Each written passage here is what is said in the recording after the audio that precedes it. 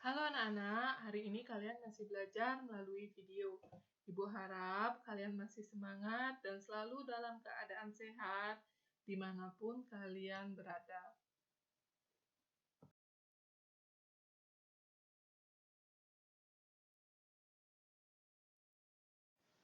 Hari ini kalian masih belajar di tema 2, menyayangi tumbuhan dan hewan.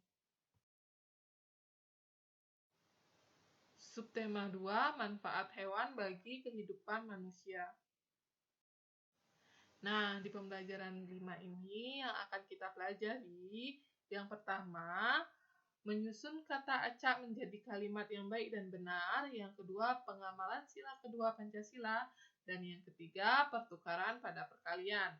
Nah, sebelum kita belajar menyusun kata acak menjadi kalimat yang baik dan benar, apakah kalian ingat dongeng anak gembala pada pembelajaran 4 sebelumnya?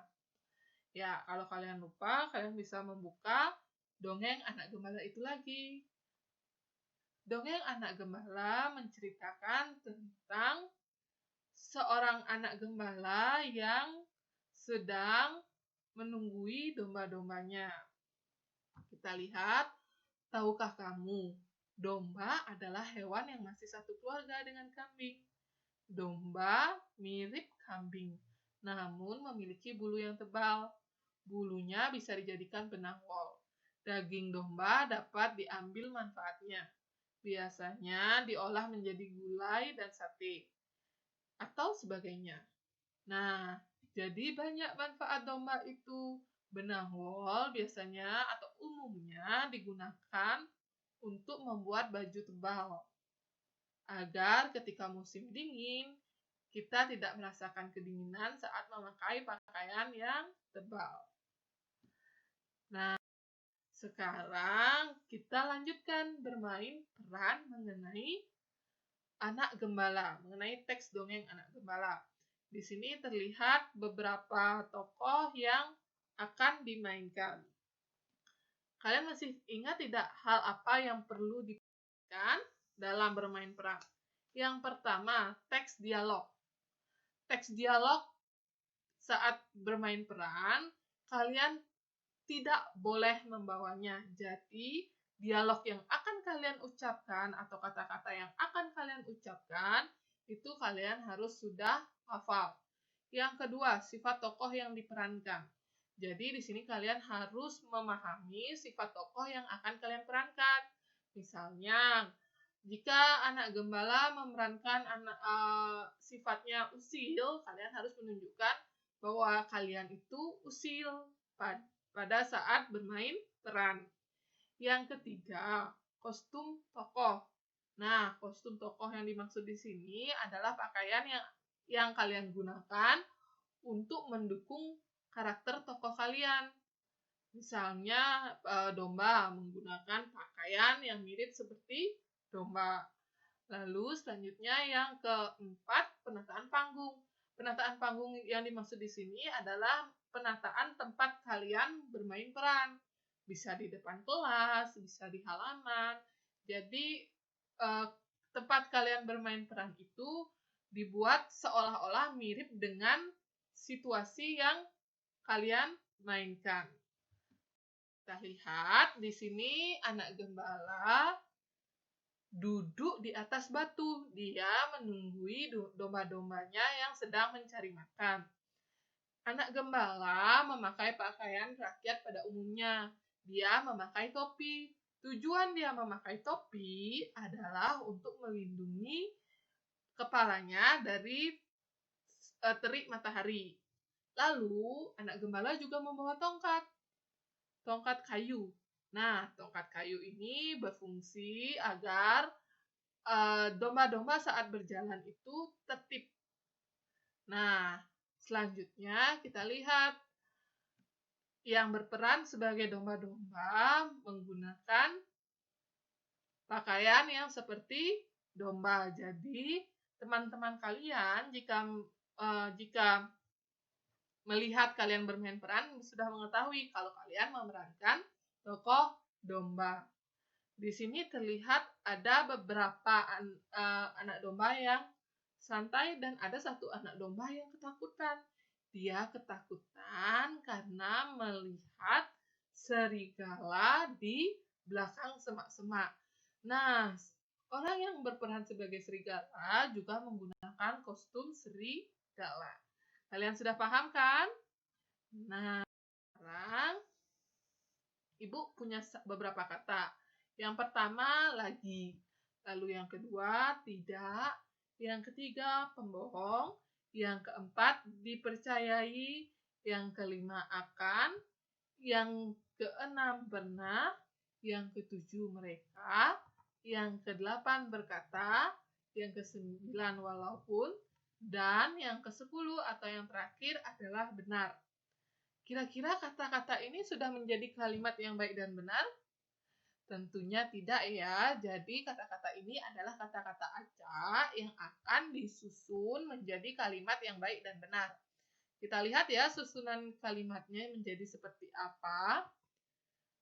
Pembohong, tidak, akan, pernah, dipercayai, lagi,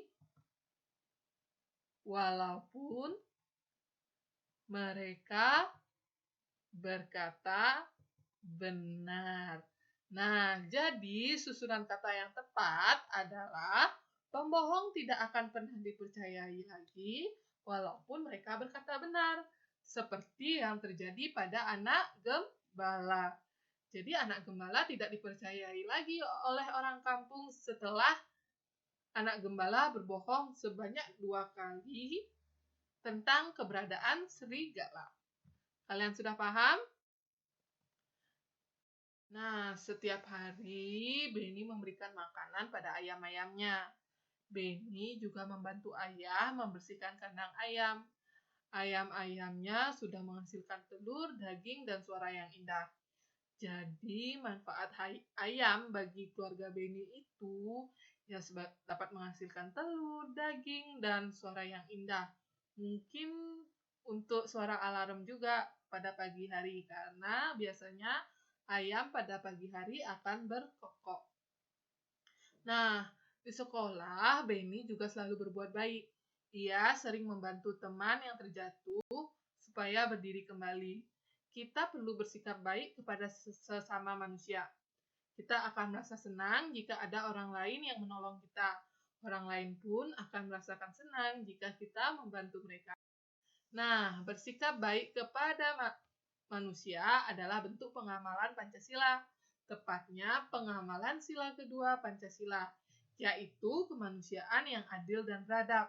Nah, lambang sila kedua Pancasila adalah lantai. Kalian masih ingat kan? Hari ini Beni sedang mengerjakan PR. Ternyata soal-soalnya tentang perkalian. Kalian masih ingat tidak bentuk perkalian seperti ini? 2 dikali 5 sama dengan 5 dikali 2. Atau A dikali B sama dengan B dikali A.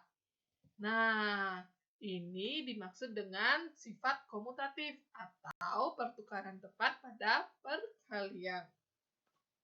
Kita lihat yuk soal-soal yang akan dikerjakan oleh Beni. Di sini pada nomor 1 terdapat angka 5 dan angka 7. Kira-kira angka berapa yang tepat mengisi titik-titik di depan angka 5 dan titik-titik di depan angka 7?